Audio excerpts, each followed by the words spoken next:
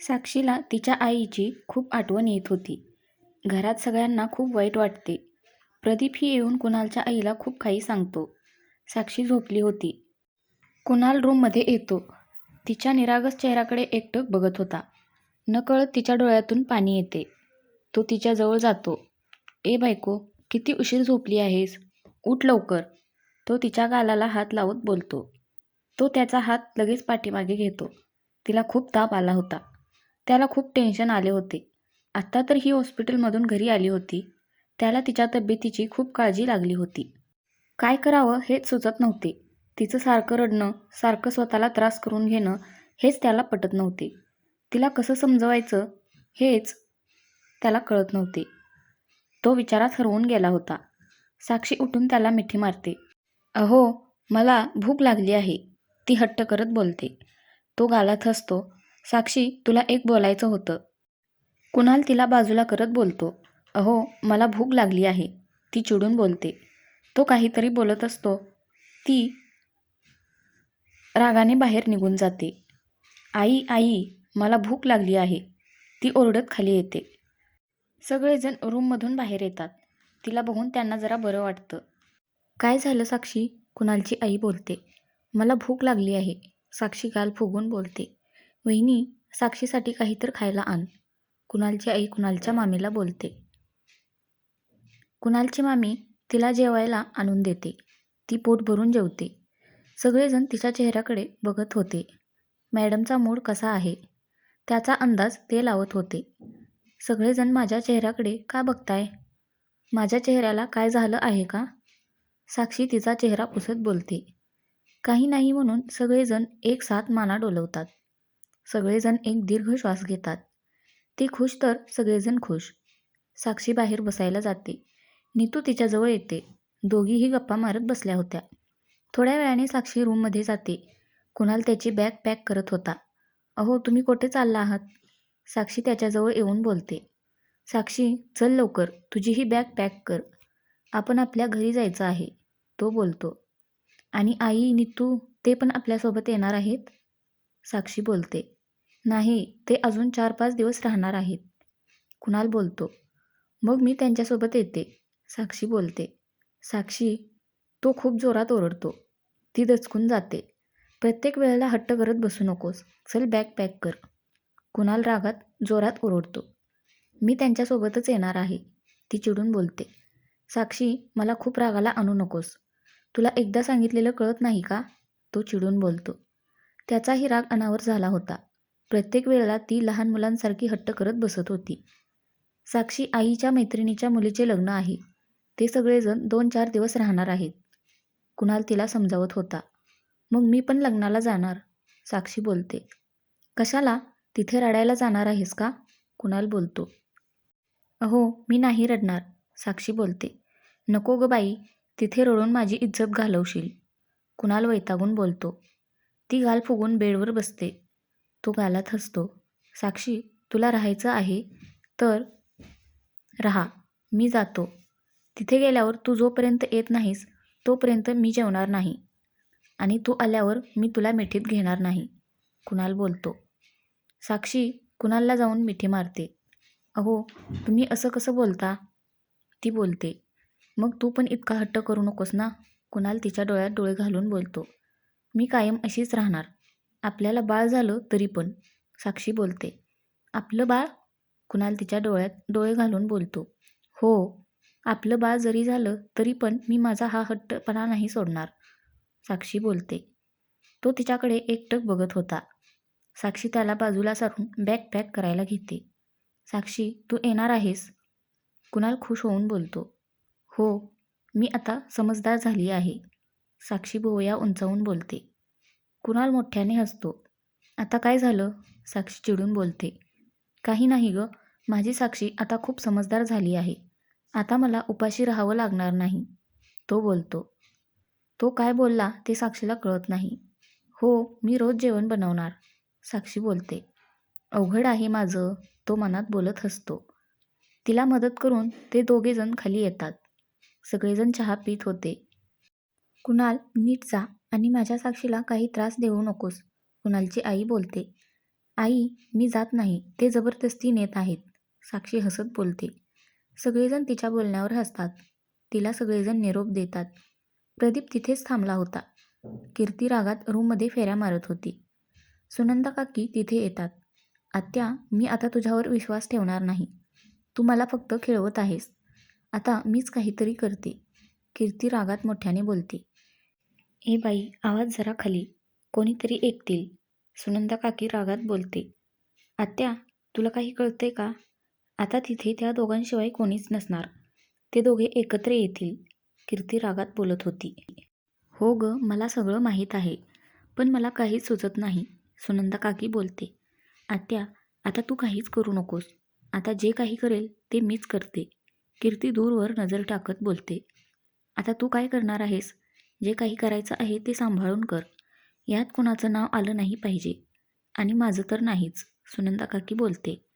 त्या थोड्याफार बोलून त्यांच्या रूममध्ये निघून जातात. पहाटे कुणाल आणि साक्षी घरी येतात. साक्षी झोपली होती. तो तिला अलगद उचलून रूममध्ये नेतो. तिला बेडवर झोपवतो आणि फ्रेश व्हायला जातो. फ्रेश होऊन साक्षीला मिठी मारून झोपतो. तो थकल्यामुळे त्याला लगेच झोप लागते. 7च्या दरम्यान साक्षीला जाग येते. कुणाल पालथा झोपला होता. एक हात त्याच्या डोक्याखाली होता. एक हात साक्षीच्या पोटावर होता. ती कुणालच्या केसातून हात फिरवते. हळूच उठून अंघोळीला जाते. अंघोळ करून बाहेर येते. कुणाल अजूनही झोपला होता. ती आरशासमोर येऊन केस पुसत होती. कुणालच्या तोंडावर पाणी पडते. तो डोळे उघडतो. साक्षीने लाल कलरची साडी नेसली होती. केस धुतल्यामुळे तिच्या केसातून सुगंध येत होता. ती खूप मस्त दिसत होती. कुणाल बेडवर बसून तिच्याकडे बघत बसला होता. तो हळूच तिचा हात धरून जवळ ओढतो. ती त्याच्या अंगावर पडते. तो तिला घेऊन तसाच बेडवर झोपतो. अहो, सोडा ना, साक्षी लाजत बोलते. साक्षी, तू ब्लश करतेस? तो हसत बोलतो. साक्षी त्याच्या छातीत तोंड खुपसते. अहो, तुम्हाला ऑफिसला जायचं नाही का? साक्षी बोलते.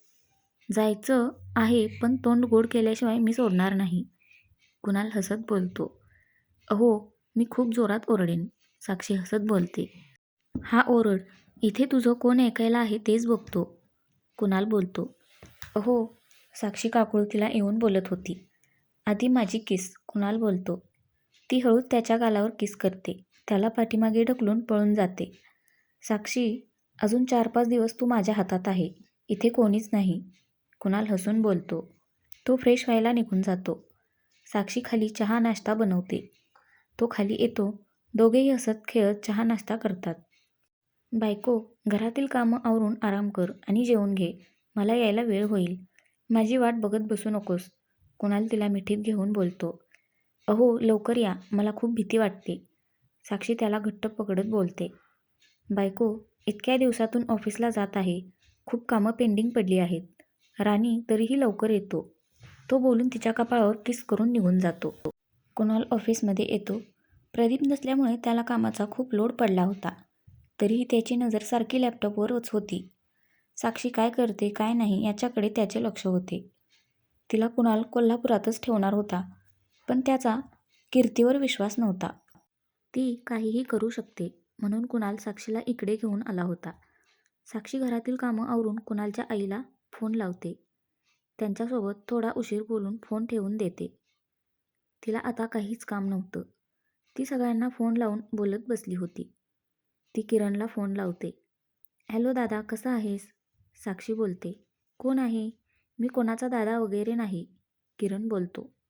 दादा सॉरी ना, किती रागवतोस? साक्षी बोलते. किरण काहीच बोलत नाही. दादा, मी रडेल आता. साक्षी बारीक आवाजात बोलते. बोलू नकोस. किरण वैतागून बोलतो. तिकडून आधीच हिच्या नवऱ्याने धमकी दिली आहे. तिच्या डोळ्यात पाणी दिसलं तर तुमचं काही खरं नाही. किरण मनात रागात बोलतो. त्यालाच माहिती होतं त्याला किती त्रास दिला होता. दादा, बोल की, साक्षी बोलते. तो लगेच भानावर येतो. साक्षी, तू तर आम्हाला विसरूनच गेली आहेस. तू तिकडे गेल्यापासून एकसुद्धा फोन केला नाहीस. किरण रागावून बोलतो. दादा सॉरी ना. साक्षी लाडात येऊन बोलते. बस बस, खूप लाडात येऊ नकोस. तुझा लाड तुझा नवरा करतोय म्हणून आम्ही करणार नाही. किरण गालात हसत बोलतो. दादा, माझ्या नवऱ्याला काही बोलायचं नाही हां. ते माझा खूप लाड करतात. तुला काही गरज नाही. माझा लाड करायची. साक्षी गाल फुगवून बोलते. साक्षी, मी मुद्दाम बोललो. तुझा लाड केला नाही तर इथे तुझी मावशी कसली डेंजर आहे माहिती आहे ना? किरण हसत बोलतो. बरं दादा, सगळेजण कसे आहेत? साक्षी बोलते.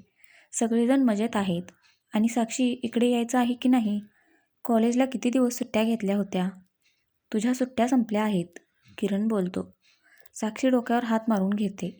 अरे दादा, मी तर विसरूनच गेली होती. कॉलेज. दादा, आता माझे किती लेक्चर मिस झाले असतील? साक्षी टेन्शनमध्ये बोलते. साक्षी, टेन्शन घेऊ नकोस. मी उद्या तुझ्या कॉलेजमध्ये जातो. किरण तिला बोलून फोन ठेवून देतो. अजून फोन चालू असता तर ही रडली असती, म्हणून तो फोन ठेवून देतो. साक्षी रूममध्ये जाते. बॅगमधील सगळी कपडे कपाटात ठेवते. तिला रूममध्ये थांबू वाटत नाही. ती बाहेर सोफ्यावर येऊन बसते. तिला शांत बसू वाटत नव्हते. काय करू काय करू ती मनात विचार करत होती. तोवर तिचा फोन वाजतो. ती पटकन घेते. अहो, ती वैतागून बोलते. काय झालं साक्षी? तो लॅपटॉपमधून तिच्याकडे बघत बोलतो. मला एकटीला खूप भीती वाटत आहे आणि करमत पण नाही, ती बोलते. तिचा फेस बघून तो गालात हसत. तू जेवली का? तो बोलत. नाही, ती चिडून बोलते. का? तो शांतपणे बोलतो. मला भूक नाही, ती बोलते. बरं बायको, मी जेवायला येतो. आपण दोघे मिळून जेवण करूया, कुणाल बोलतो. खरंच तुम्ही येणार? ती खुश होऊन बोलते. हो, मी येत आहे, कुणाल बोलून फोन ठेवून देतो. वेडी कुठली, किती नैरागस आहे. सारखं रडत हट्ट करत बसते. मी तिच्या ह्याच स्वभावात फिदा झालो होतो. त्याला लग्नाच्या आधीचा सीन आठवतो. कुणाल नीतूला कॉलेजमध्ये सोडायला आला होता. तेव्हा पहिल्यांदा त्याने तिला बघितले होते, तेही रडताना. कुणाल नीतूला कॉलेजला सोडतो. त्याला फोन येतो म्हणून तो एका साईडला थांबला होता. तो फोनवर बोलत बोलत तो इकडे तिकडे बघत होता. तेवढ्यात त्याची नजर एका मुलीवर पडते. ती साक्षी होती. तिचे केस वाऱ्याने उडत होते. रडून रडून डोळे लाल भडक झाले होते. गोरी पान, कमनीय बांधा, कपाळावर नाजूक टिकली होती. चेहरा खूप निरागस दिसत होता. कुणाल 1 मिनिट तिच्यातच हरवून गेला होता. तो फोन ठेवून एकटक तिच्याकडे बघत होता. तिच्या शेजारी 2-3 मुली होत्या. कुणाल जरा त्यांचं बोलणं ऐकायचा प्रयत्न करतो. साक्षी, कॉलेजमध्ये चल ग. तू अशी का हट्ट करत आहेस? तिच्याजवळची एक मुलगी बोलत होती. मी नाही येणार, साक्षी रडत बोलते. बाई, हिचं लग्न झाल्यावर हिचा नवरा एक दिवससुद्धा हिच्याजवळ थांबणार नाही, एक मुलगी वैतागून बोलते. अगं, आपल्याजवळच ती टिकली आहे, नाहीतर काय, दुसरी मुलगी बोलते. ए, तुम्ही मला काय सारखं बोलत असता, साक्षी तिच्या मैत्रिणींना मारत बोलते. आणि माझा बाबा माझ्यासाठी एक राजकुमार शोधून आणणार आहे. माझं सगळं तो ऐकणार, साक्षी गाल फुगवून बोलते. त्या सगळ्या मुली हसू लागल्या. आता काय झालं हसायला, साक्षी चिडून बोलते. त्या जोरजोरात हसत होत्या. साक्षी चिडून कॉलेजच्या आत निघून जाते. त्या मुलीही हसत निघून जातात. कुणालला त्या दिवशी काय झालं होतं ते काही माहीत नव्हते. पण त्यांचं थोडंसं बोलणं त्याने ऐकलं होतं. आणि खरंच तिच्या बाबांनी तिच्यासाठी कुणालसारखा राजकुमार शोधला होता. कुणाल जरा रागीट होता, पण साक्षीवर तो खूप जीवापाड प्रेम करत होता. तिचा हट्टी स्वभाव, सारखं रडणं, स्वतःला त्रास करून घेणं कुणालला जरी पटत नसले तरी तो तिच्यावर जीव ओवाळून टाकत होता. साक्षी त्याचा श्वास होता. तो विचारातून बाहेर येतो आणि बाहेर निघून जातो. कुणाल जेवायला घरी येतो. साक्षी सोफ्यावर झोपली होती. तो बेडरूममध्ये जाऊन फ्रेश होऊन खाली येतो. साक्षी, तो तिच्याजवळ बसून बोलतो. ती झोपेत हुंकार देते. तो तिचा क्यूट फेस बघून गालात हसतो. तो हळूच तिच्या गालाला चावतो. अहो, ती चिडून बोलते. साक्षी, जेवायचं आहे का नाही, तो बोलतो. झोपू द्या ना थोडा वेळ, ती झोपेत बोलते. झोप, मग मी ऑफिसला जातो, तो बोलतो. साक्षी खडबडून जागी होते. अहो, तुम्ही कधी आला, साक्षी बोलते. केव्हापासून भूतासोबत बोलत होतो का, तो गालात हसत बोलतो. अहो, भूताचं नाव काढू नका ना, मला भूताची खूप भीती वाटते, साक्षी हळू आवाजात बोलते. मल्हार तिचा फेस बघून जोरजोरात हसू लागला. ती त्याला हसताना बघून गाल फुगवून किचनमध्ये जाते. तो हसत किचनमध्ये जातो. तो अजूनही खूप हसत होता. खरंच तू भूताला घाबरतेस, कुणाल हसत बोलतो. तिच्या हातात बेलणं होते. ती त्याला मारू लागली. साक्षी, लागत आहे ना, तो बाहेर पळत बोलतो. लागू द्या, साक्षी त्याच्या पाठीमागे पळत बोलते. बरं ठीक आहे, मार किती मारायचं आहे ते. आई आल्यावर बरोबर दाखवतो, कुणाल बोलतो. आईचं नाव काढल्यावर साक्षी गुपचूप सोफ्यावर जाऊन बसते. काय झालं? तो हसत बोलतो. काही नाही, तुम्ही आईला सांगणार नाही ना? ती हळू आवाजात बोलते. काय? तो गालात हसत बोलतो. हेच की मी तुम्हाला मारलेलं, ती बोलते. कुणाल तिचं बोलणं ऐकून हसू लागला. तो तिच्याजवळ येतो. तिच्या मांडीवर डोके ठेवून झोपतो. त्याच्या मनात एक वेगळीच भीती वाटत होती. त्याचं मन खूप अस्वस्थ होतं. काहीतरी हातातून निघून जाईल याची भीती वाटत होती. साक्षी, साक्षी, कसं व्हायचं गं? तो बोलतो. आता काय झालं? साक्षी बोलते. तो काहीच बोलत नाही. तो शांत डोळे मिटून घेतो. अहो, ती बोलते. साक्षी 2 मिनिट शांत झोपू दे, तो बोलतो. साक्षी त्याच्या डोक्यात हात फिरवत विचार करत बसली. कुणालची झोप लागते. साक्षीही त्याच्या डोक्यावर डोके ठेवून ती पण झोपी जाते. आई, शिल्पा चिरडत ओरडते. त्या साक्षीला कायम चांगलं कसं मिळतं? मला त्या कुणालसोबत काही एक देणं घेणं नाही. पण त्या साक्षीला मी सुखाने जगू देणार नाही. माझं सुख तिने हिरावून घेतलं आहे. तिला मी सुखात राहू देणार नाही. शिल्पा चिडत बोलते. हो बाळा, त्या साक्षीला मी सहजासहजी सोडणार नाही. तिने तसं केलं नसतं तर आज तू खूप सुखात असतीस, तिची आई रडत बोलते. शिल्पा, मला एक प्रश्न पडला आहे. ती साक्षी त्या तुषारवर प्रेम करत होती. मग तिने कुणालसोबत का लग्न केलेलं? तिची आई कोड्यात बोलते. आई, माझ्या डोक्यात एक प्लॅन आला आहे. आपण कुणालला सांगितलं तर तिचं प्रेम तुझ्यावर नाही, दुसरं कोणावर तर आहे. तर आई, तो कुणाल साक्षीला घरात ठेवणार पण नाही, शिल्पा हसत बोलते. शिल्पा, काहीही झालं तरी मी साक्षीला सुखाने जगू देणार नाही, तिची आई हसत बोलते. तुझ्याकडे तुषारचा फोटो आहे का? तिची आई बोलते. हो आहे. आई, मी त्याला कसं विसरू शकते? शिल्पा रडत बोलते. तो फोटो आणि त्या दिवशीचे लेटर इकडे दे, तिची आई हसत बोलते. शिल्पा तिच्या कपाटातून तुषारचा फोटो काढते. त्या फोटोकडे एकटक बघत रडत होती. त्याच्या फोटोवर किस करते आणि ते लेटर आणि फोटो दोन्ही तिच्या आईकडे देते. कुणालला जाग येते. रात्रीचे 7 वाजले होते. साक्षी पाठीमागे सोफ्याला टेकून शांत बसली होती. साक्षी, कसला विचार करतेस? कुणाल काळजीने बोलतो. काही नाही. अहो, किरण दादाचा फोन आला होता. तो माझ्या कॉलेजबद्दल विचारत होता, ती हळू बोलते. मग काय झालं? तो विचारतो. अहो, माझ्या सुट्ट्या संपल्या आहेत. मला आता जावं लागेल, साक्षी रडकुंडीला येत बोलते. तो उठून बसतो. तिला आपल्या मिठीत घेतो. साक्षी, मी बघतो तुझं ॲडमिशन इकडे घेता येईल का ते, तो शांतपणे बोलतो. खरंच? ती खुश होऊन बोलते. हो माझी बायको, तो हसत बोलतो. साक्षी त्याच्या कपाळावर किस करते. तो लगेच तिच्या ओठांवर किस करतो. तिचे ओठ लगेच आपल्या ताब्यात घेतो. आज साक्षीही त्याला साथ देत होती. दोघेही वेगळ्याच विश्वात रमले होते. दोघेही जोरजोरात श्वास घेत होते. तिला दम भरू लागला. तो बाजूला होतो. तो साक्षीकडे खट्याळ नजरेने बघत होता. तिला अजून खाली मान घालते. दोघेही जेवण करतात. कुणाल लॅपटॉप घेऊन काम करत बसतो. साक्षी किचन आवरत होती. तो त्याचं काम झाल्यावर किचनमध्ये जातो. तो तिला पाठीमागून मिठी मारतो. तिच्या मानेत तोंड खुपसतो. साक्षीच्या अंगावर शहारे येतात. अहो, मी काम करते ना, ती लाजून बोलते. तो तिला किचनवर बसवतो. तिचे ओठ आपल्या ओठात घेतो. तो तिला जोरजोरात किस करत होता. थोड्या वेळाने तो बाजूला होतो. साक्षी लाजून चूर झाली होती. तो तिला उचलून घेतो. ती त्याच्या कुशीत तोंड लपवते. साक्षी, तो बोलतो. ती लाजून तोंड लपवून घेते. साक्षी, तू कम्फर्टेबल आहेस ना, कुणाल बोलतो. ती फक्त हुंकार देते. तो तिला बेडवर नेऊन झोपवतो. साक्षी अंग चोरून दुसरीकडे तोंड करून झोपली. कुणाल रूममधील लाईट ऑफ करतो. तिच्याजवळ येऊन झोपतो. तो तिला कमरेला धरून स्वतःजवळ ओढतो. साक्षी पलटून त्याच्या कुशीत शिरते. तो तिच्या डोक्यावर किस करतो. साक्षीला भीती वाटते. कुणाल तिच्या डोळ्यात बघत बोलतो.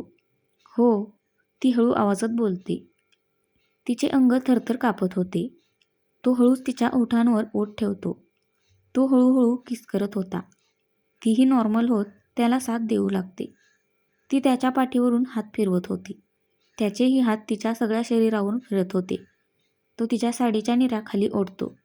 हळूहळू तिच्या अंगावरील पदर बाजूला करतो. साक्षी तिचे अंग चोरून घेते. साक्षी, तू खरंच तयार आहेस ना? मी तुझ्यासाठी अजून थांबायला तयार आहे. कुणाल तिच्याकडे बघत बोलतो. अहो, मला तुमच्यापासून दूर नाही राहायचं. साक्षी अडखळत बोलते. तुमचा हक्क मला द्यायचा आहे. एका बायकोचे कर्तव्य मला पूर्ण करायचे आहे. साक्षी त्याच्याकडे बघत बोलते. कुणाल तिच्या कपाळावर किस करतो. दोघेही आज एकमेकांना साथ देत होते. तो तिचे ओठ आपल्या ओठात घेतो आणि हळूच तिच्यात सामावून जातो. आज खऱ्या अर्थाने दोघे पती पत्नी झाले होते. थोड्या वेळानं साक्षी झोपी जाते, पण कुणाल जागाच असतो. त्याला कशाची तरी भीती वाटत होती. पण नेमकी कसली भीती वाटत होती हेच त्याला कळत नव्हते. तो साक्षीकडे प्रेमाने बघतो. साक्षी, तुझ्यासाठी मी काही स्पेशल केलं नाही. तुला कुठे हनीमूनसाठी नेलं नाही. सॉरी. साक्षी, कुणाल तिच्या कपाळावर किस करत बोलतो. माझी बायको छोट्या छोट्या गोष्टीत खुश होते. साक्षी, आता सगळी सुखं तुझ्या पायाशी लोळणं घालतील. मी तुझ्यावर कोणतंच संकट येऊ देणार नाही. कुणाल मनात बोलतो. पहाटे कधीतरी त्याला झोप लागली. बघूया कुणाल आणि साक्षीच्या आयुष्यात कोणते वादळ येणार आहे ते. ते दोघे दूर जातील का एकत्र येतील? का कुणाल साक्षीला दूर करतो का? बघूया. तर फ्रेंड्स, आजचा भाग कसा वाटला नक्की कमेंट करून सांगा. धन्यवाद.